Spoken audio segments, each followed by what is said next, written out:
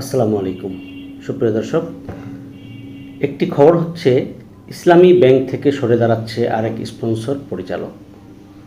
খবরটি প্রকাশ করেছে the daily star online. খবরে বলা হয়েছে ইসলামী ব্যাংক বাংলাদেশ পিএলসির corporate sponsor Bangladesh Islamic center শরিয়া ভিত্তিক ব্যাংকটি থেকে তাদের পুরো শেয়ার বিক্রি করতে যাচ্ছে। বৃহস্পতিবার ঢাকা স্টক এক্সচেঞ্জে দেওয়া তথ্যে ইসলামী ব্যাংক বিষয়টি জানিয়েছে। সেখানে বলা হয়েছে, যুক্তরাজ্য ভিত্তিক দাতব্য সংস্থাটি তাদের 34 লাখ শেয়ার আগামী 30 কার্যদিবসের মধ্যে ঢাকা স্টক এক্সচেঞ্জের পাবলিক ও ব্লক মার্কেটে প্রচলিত বাজার মূল্যে বিক্রি করবে। গতকাল ডিএসসিতে ইসলামী ব্যাংকের শেয়ার দর ছিল 32 টাকা 60 পয়সা, যেটি ছিল অপরিবর্তিত।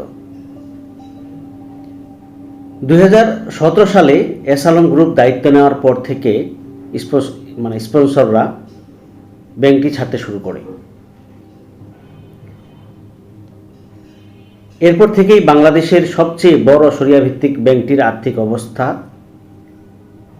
তলানিতে যেতে শুরু করে এবং দিন দিন অবস্থার অবনতি হয়।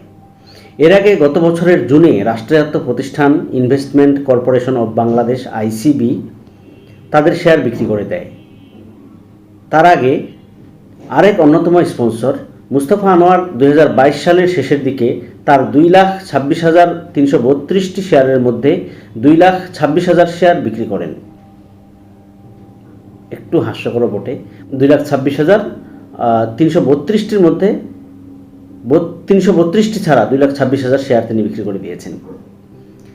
এছাড়া স্পন্সর শেয়ার হোল্ডার ইবনে সিনা ট্রাস্ট 2018 সালের এপ্রিলে তাদের 2.24% শেয়ার বিক্রি করে দেয়।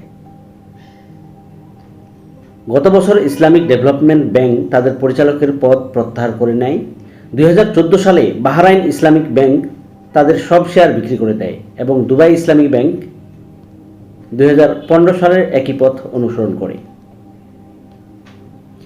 এদিকে ইসলামী ব্যাংকের ওয়েবসাইটের তথ্য অনুযায়ী গত মে পর্যন্ত ব্যাংকটিতে স্থানীয় স্পন্সর ও পরিচালকদের 30.93%, বিদেশি স্পন্সর ও পরিচালকদের 4.95%, প্রতিষ্ঠানের 42.99%, বিদেশি বিনিয়োগকারীদের 12.96% এবং সাধারণ বিনিয়োগকারীদের 8.16% মালিকানা আছে।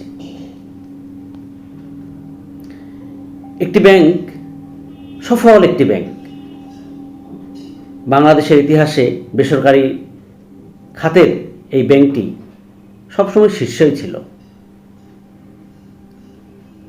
এরকম একটি প্রতিষ্ঠিত একটি শীর্ষ ব্যাংক আস্তে আস্তে ধীরে ধীরে ধ্বংস হয়ে গেল।